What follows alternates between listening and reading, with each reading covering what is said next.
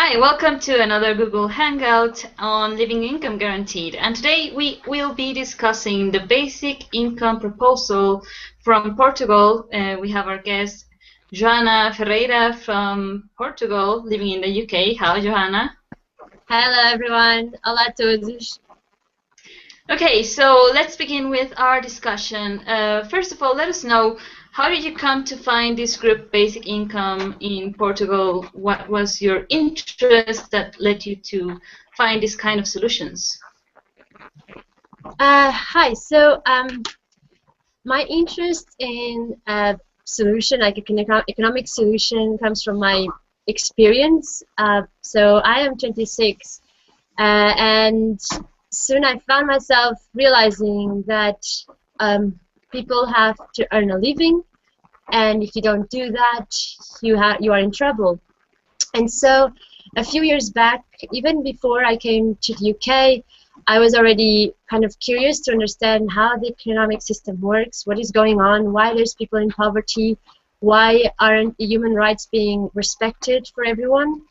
And from that point on, I started to read about things, check about alternative solutions for the current problems.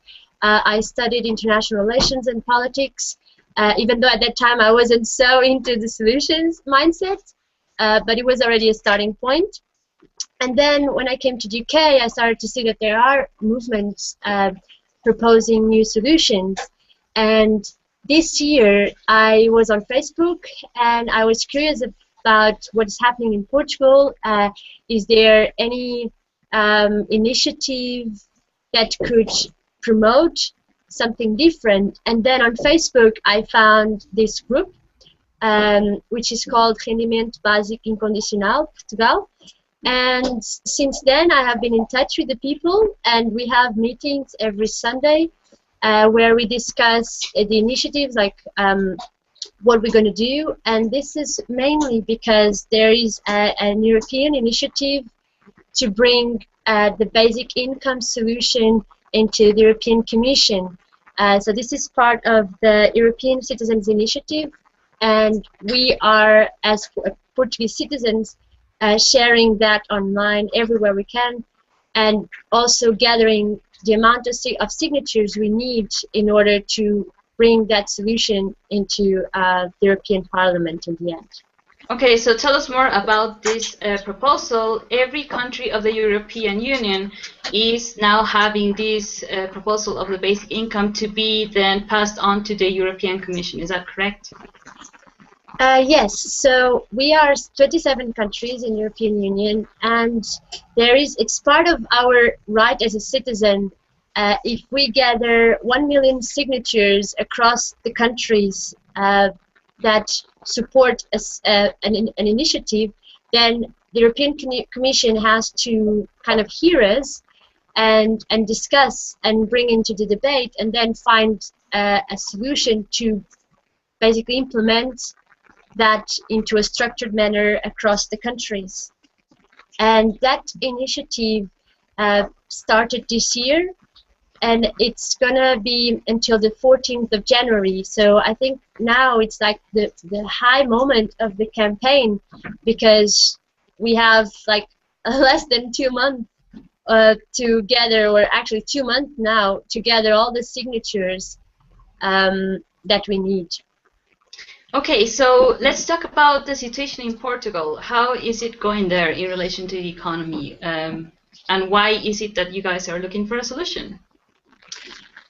Okay, so in Portugal, as you probably have heard, it's one of the countries that has been in crisis over the last years, but specifically after the crisis in 2008, and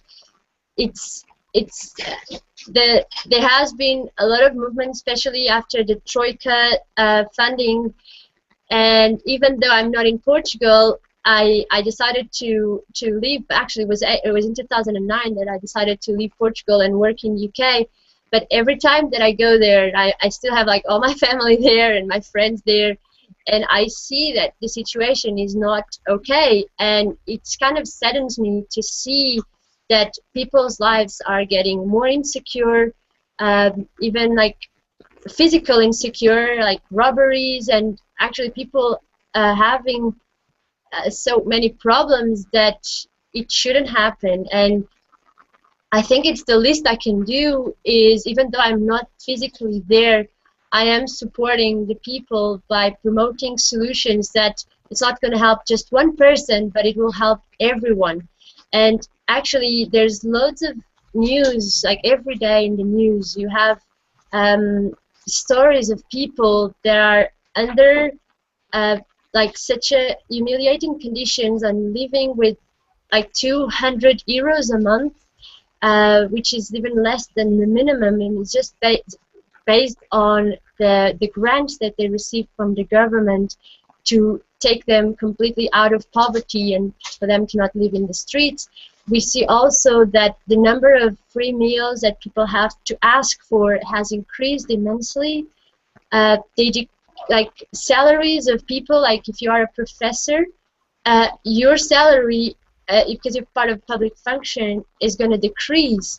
So everything that you usually think of as a place for you to grow and to develop yourself is happening the opposite in Portugal. And it's really sad, because when you go there, like you go there on holidays and you see that it's the perfect place to be. You have lovely people, you have the best weather in Europe, you have such a magnificent landscape, and you have all the resources you could have to develop a country, and then something is not right, and we can blame the politicians, we can blame everyone else, but in the end, it's the whole system, and we are part of it, so we have to be the solution as well.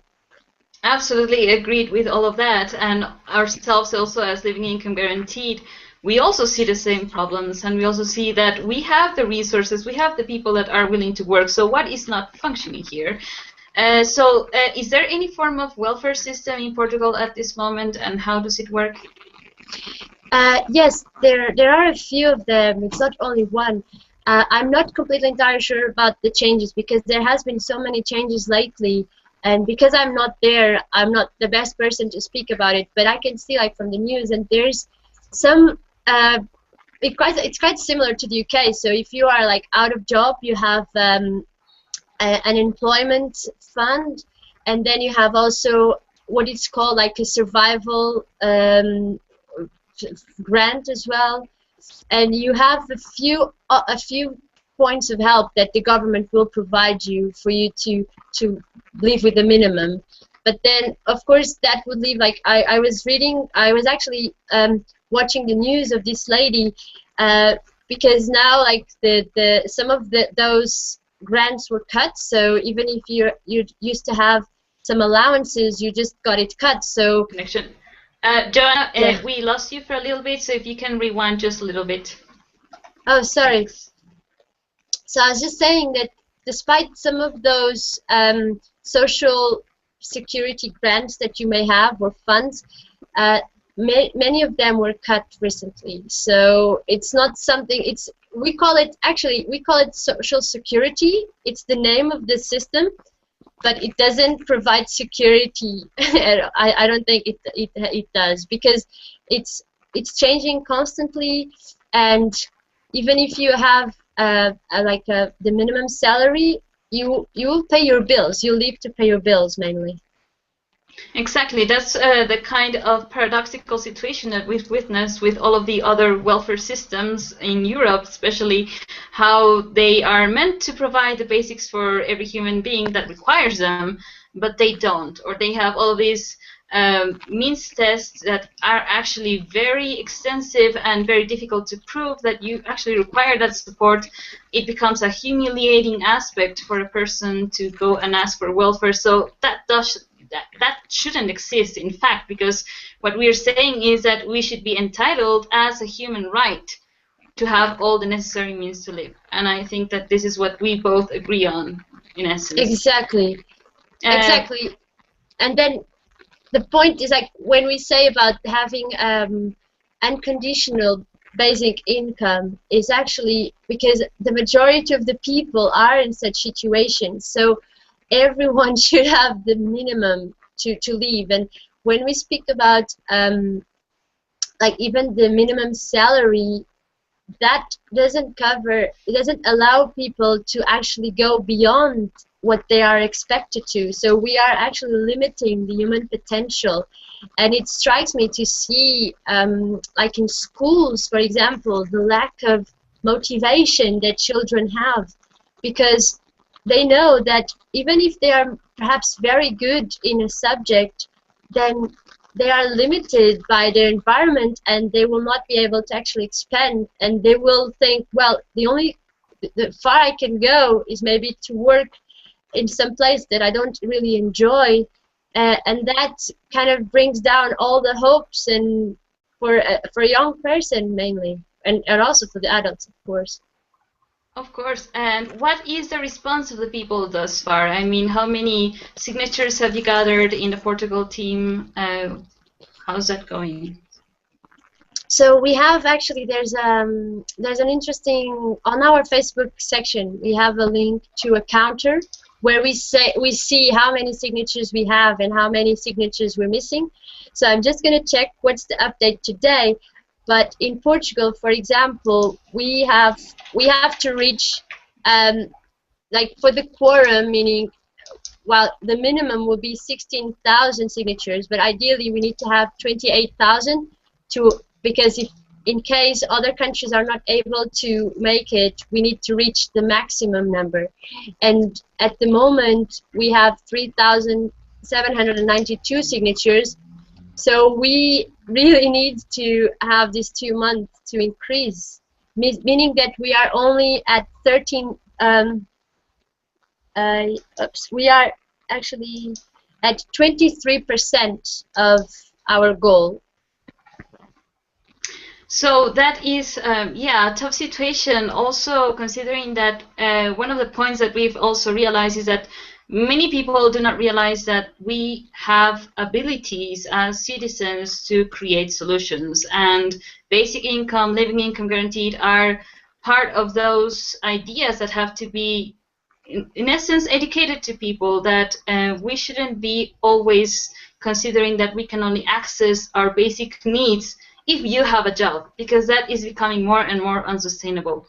And so also in relation to this aspect of guaranteeing everyone a life, it should be by virtue of human rights. I mean, the first point that the basic income declares is the right to life and dignity for all people, according to the Article 25 of the Declaration of Human Rights.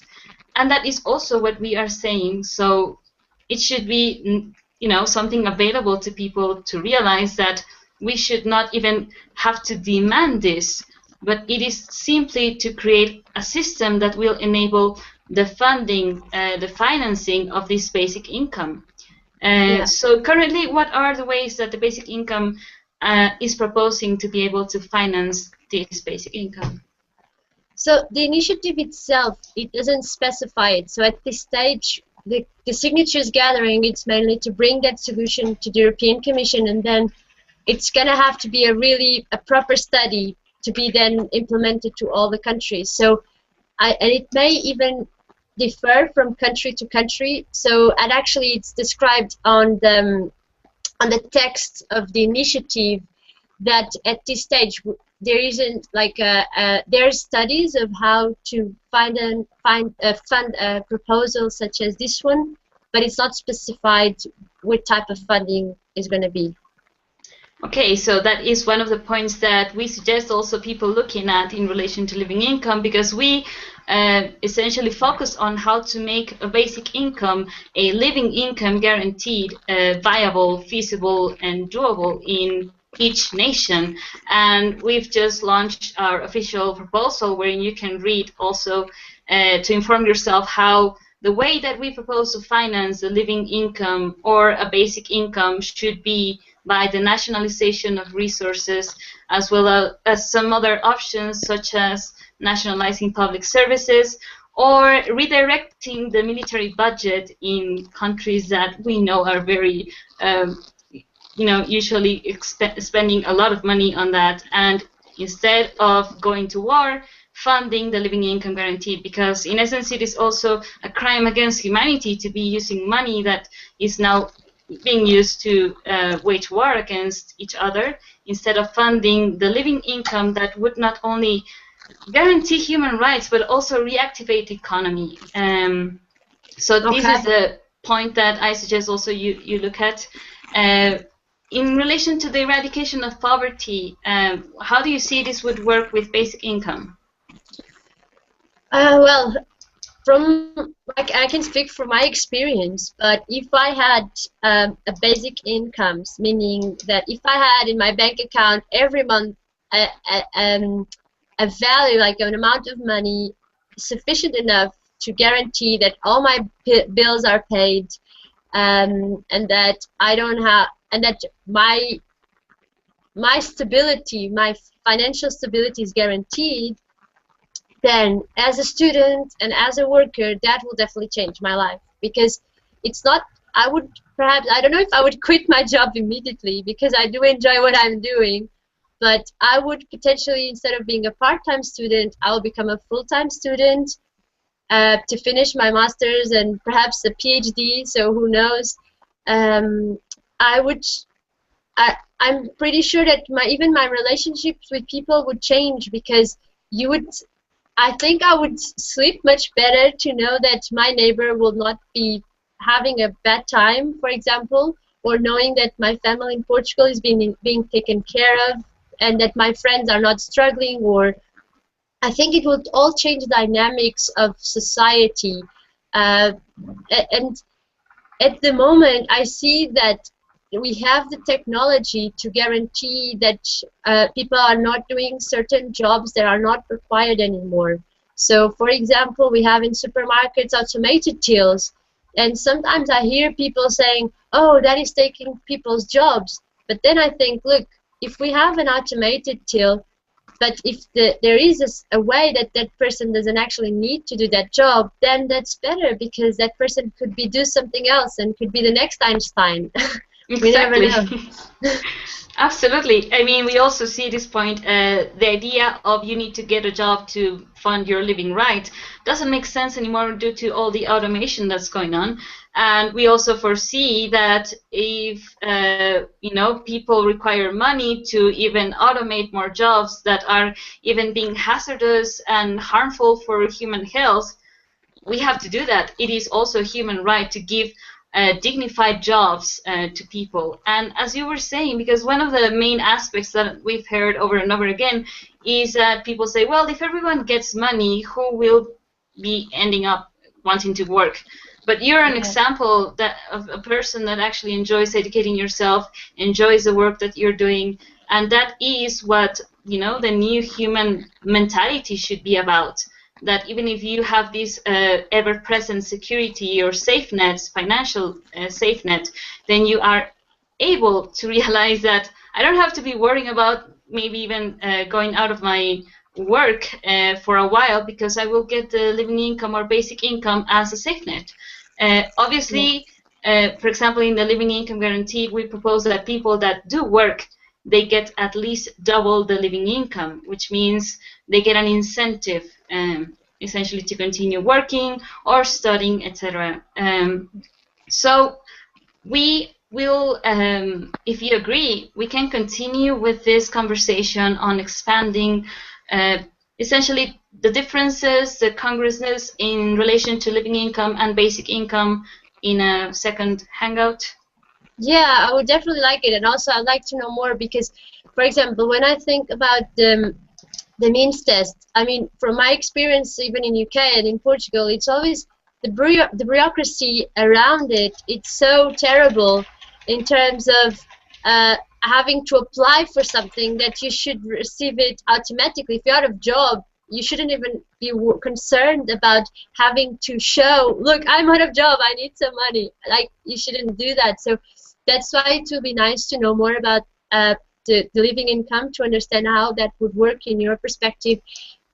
Because, like, here, from an unconditional perspective, is that you would have that, like, for the rest of your life. So even if you're working, you still have that safe amount with you, so that you work for your own enjoyment and progression and not to pay bills. But let's definitely catch up about that. Yeah, that's also an important aspect, because from what you've read in the EU proposal, there is no way to finance it that is being specified, and that is essentially what we're focusing on, the economic aspect of it. How can it be made sustainable while living it out as a human right? So it shouldn't be something that, you know, comes out of nowhere or through taxes. You know, it should be given as a human right by, in our perspective, from the nationalization of resources, among other means. So we have a question from the audience, and it says, why is it in the United States, with more than 200,000 per person, you are worried about funding it? Well, in the United States, from the living income guaranteed perspective, you guys have a lot of your military budget being essentially diminishing any kind of prevention of poverty or funding any type of social security. So what we're proposing specifically for the US is that the US stops occupying all of that money and redirects it to fund a living income guaranteed. And for more information on that, you can go to warnomore.wordpress.com. That is a specific proposal to also stop wars, also stop nuclear proliferation, and many other aspects that come with war, as we know, all the expenses, and instead fund your social security, your living income guaranteed. Joana, do you have any perspective on that? Well, I agree that whenever the European Commission, I hope that we can get the signatures, and whenever they are discussing the way to implement, it will be good for them to consider to apply, because there is a big budget in European Union for the military expenditure, and I'm not entirely sure how much that is, so I maybe we cannot compare with the United States, but it's big enough, because you have like all the countries that have been investing, and there's like equipment and stuff like that. So that will be an interesting thing to consider. And if all the countries in the world would start applying those costs into actually providing the best for their citizens, then there'll be no profit from war, no need to go to war. Yeah, exactly. I mean, in America, only the 39% of the taxes are used for military budget. And if we want to know the exact, according to this study made by a Switzerland research, it is world military expenditure in 2012 is estimated to have reached $1.756 trillion. So we know that that is an exorbitant amount of money that is being wasted on killing people, on disrupting world peace, obviously, and instead it can be redistributed to fund the living income guarantee, the basic income, to promote the funding of human rights, and in essence reactivate the economy without having to go to war. So it's a peaceful, prosperous solution that we're proposing, and we're all entitled to it, which is great. So thanks, Joana. We are reaching the end of this Hangout, so we will see you then next week to continue looking at the differences between basic income, living income, and the solutions. Thanks a lot. Okay. You're welcome. Bye. Adios. See you guys next time. Bye.